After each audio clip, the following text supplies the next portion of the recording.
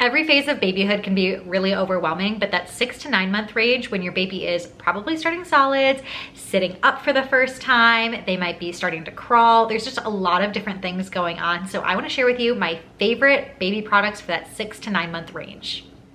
I'm Sophie and this is Sophisticated Motherhood, and like I said, there are a lot of changes happening in this range. I remember writing in my baby book, especially at like the 8-month mark, I felt like so many things were starting to happen for our baby right at that time. I typically write in it every month, and it had been a few weeks since I thought about the milestones that he had hit, and he was starting things like crawling, his first teeth, he was clapping, he said dada, like all of these things were happening really rapid fire in this 6 to 9 month range, on top of starting to eat solids. He sat up for the first time. Like I said, he started to crawl. So a lot of things going on means that you could be tempted to purchase a lot of different products, because that's what we do as parents. We love buying stuff for our babies, but there isn't a ton that I feel like you need at any phase of having a baby or a kid, but there are some things that always make life a little bit easier. So let's start with introducing solids, because that's a big thing, and if you haven't fed your baby solids before, you're going to need to invest in a few items to do that. So the first thing that you're going to need is a high chair. Now, we're crazy and we've already gone through 2 high chairs. We started with a Graco one that I think was really nice. I liked how easy it was to clean. It actually converts in a bunch of different ways. It can accommodate for 2 kids. It has a booster seat that you can take apart. The thing I didn't like about it was that it didn't pull up to our table, at least in particular, properly, so that our baby could sit at the table and eat and participate. I also did a lot more research as I was starting to introduce Owen, our baby, to solids, and learned a lot more about proper high chair positioning and foot placement, and having like a 90-degree angle, as well as having a spot for your baby's feet to actually rest flat.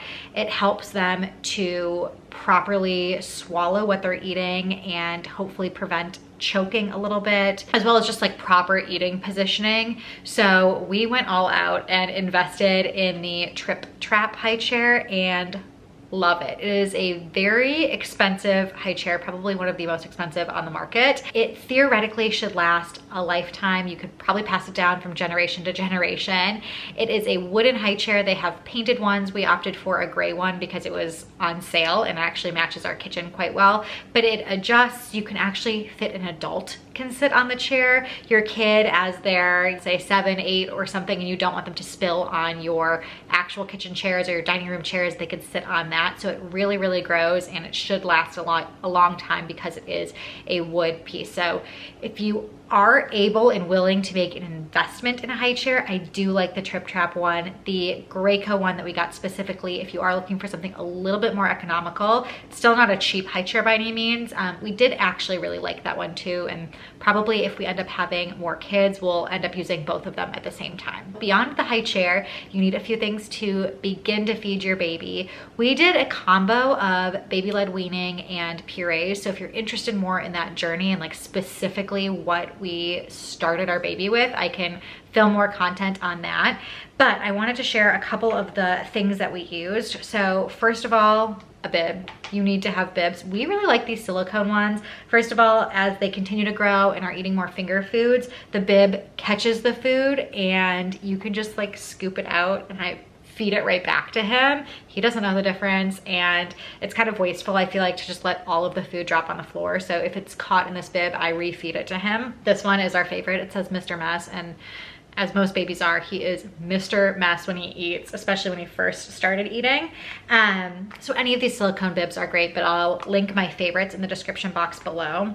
Also, we did, with the purees, start with some spoons. Even if you're doing baby-led weaning, these spoons are very popular in the baby-led weaning movement, and they're great for self-feeding. You'll see a lot of other spoons have really long handles, and oftentimes that's so the parent can feed the baby. These ones with the shorter handles are better so your baby can learn how to hold the spoon themselves and self-feed. So if you preload the spoon for them, it's really great. These ones are some of our favorites. We have them in a few different colors. This is the baby size. They also have a larger one for toddlers. And then these two, I don't know if you can see them here. These are the goo utensils. We bought 2 sets of them because we love them so much. One of them has a hole through it. So for thicker purees, I would scoop food into this and it kind of goes into the hole so he could suck on it and there would be even more food loaded on it. As well as this one here that doesn't have holes. So they're like stage 1 and stage 2. He loved these, could hold on to them really well. Again, so much that we bought multiple types. Then for food storage, I made all of my purees when I did some purees from scratch. I don't think you need to purchase anything fancy, anything special to make your own purees. You can roast veggies in the oven. You can boil them in water on the stove top. You can steam them, really do whatever you want. But I did a bunch in advance and saved them in the freezer using my super cubes. So if you follow me on my other channel, Sophisticated Organization, you know that I love super cubes. These 2 tablespoon size is perfect for baby food, baby purees. I even now have like pancakes in here. I've made him lentils now, and I'll freeze little 2 tablespoon portions of the lentils or any food, but it was perfect for purees. And then I had a bunch of little freezer bags in the freezer labeled with the date and a bunch of 2 tablespoon portions and could just thaw them out that way. So I actually had this on my baby registry because it makes the perfect baby product. Then when it comes to introducing water, we opted to skip the sippy cup and went straight to an open cup first and then to a straw cup. So for the open cup, we use these cute little ones. And first of all, one of the reasons we opted to skip the sippy cup and move to the open cup and the straw cup is because, you know, open cups and straw cups are a life skill. It helps with their oral motor development to use open cups and straw cups. So did a bunch of research on it and opted just to skip it, but it is so cute when your baby is like 6 months old and is able to drink from a cup. You just have to have a little bit of faith in them. It is shocking how easy it is to teach them how to use these little cups. Their instinct is to bring things to their mouth anyway. You just start by filling it with a tiny bit of water so it doesn't go everywhere and kind of helping guide them a little bit, and then they start to figure it out on their own. And now he is a pro at drinking out of an open cup. It's silicone and squishy. But in our Love Every Play kits, which I've shared that we love before, in one of the boxes in this age range, they do send you a little metal cup. Surprising, but metal cup is perfect. If you drop it, it doesn't break. And same concept. He loves using this. He weirdly loves scraping his teeth on it, which is like nails on a chalkboard for me. I hate that sound. So he mastered the open cup first, and then we moved to the straw cup and found it to be a little bit difficult with some of the different straw cups that we had. We actually have the same brand in a straw cup, but the straw was opaque, so I felt like I couldn't see if he was actually getting any water or not, and I didn't know if he was successful with the straw. That, and I think he just wasn't quite getting the concept. I learned all these different things that you can do, like little fishy lips to try and teach them to suck and have them mimic what you're doing. The thing that really worked was this straw cup. I've heard so many great things about this, especially for babies that have bottle refusal or other special needs, that these are great. It looks like a honey bear, but it squeezes. So you can squeeze and get the water into their mouth through the straw, so they start to understand like, oh, water comes out of this straw. They'll close their mouth around it and you can squeeze it up a little bit. You can see when the water is going up. So I was able to tell when he was actually successful in using it. So maybe not the cutest thing, but it works, and it's what taught him how to use a straw if you're struggling with that or don't know even where to start with introducing the straw. Beyond those things, a high chair, a couple of spoons, some bibs, a cup of some sort. I really wouldn't invest in a lot of other stuff at this phase. I fed him stuff like directly on the high chair tray or on our table. Some of those silicone bowls and plates and stuff you don't necessarily need at this age yet. So don't go all out, just get a few things and you should be good for feeding. Beyond that, I did want to mention a couple of other items that we found to be really useful. In terms of toys and playtime, I did mention the Love Every Play kits. We got those since Owen was born and are going to continue to use them. It is a no-brainer for introducing toys to your little one, and toys that are age appropriate, helps them learn and develop. They're Montessori style toys. A lot of them are wooden and you can tell that they're going to last a really long time. And I love that a lot lot of them don't have a bunch of like light up things and sounds. If you hear about toys, there's one thing that I heard that really stuck with me, and I'm gonna butcher exactly what the quote is or the concept is. You want the toy to do 10% of the work and you want your baby to do the other 90%. You want them to be the one making all of the moves and being really creative with their mind, as opposed to the toy doing 90% of the work and your child doing 10. So sometimes the toys that are like lighting up and moving all over the place, the toys doing 90% of the work, your kid's just kind of sitting there and watching, as opposed to the ones that are really encouraging your child to learn and develop are probably just doing about 10% of the work and your child has to do the rest. So I like that Lovevery is kind of on that same trend and mentality when it comes to toys, and also the fact that it's just delivered to your house. You don't have to shop around, read all of these different articles about like the best toys for whatever age you're in. They take care of all of it for you. So Lovevery is great. The other thing that we really enjoyed is our play mat that we have in our living room that literally looks like it is a living room rug, but it's a play mat, like one of those play mats that say ABCD all over it, and they're in brilliant primary colors, super bright and obnoxious.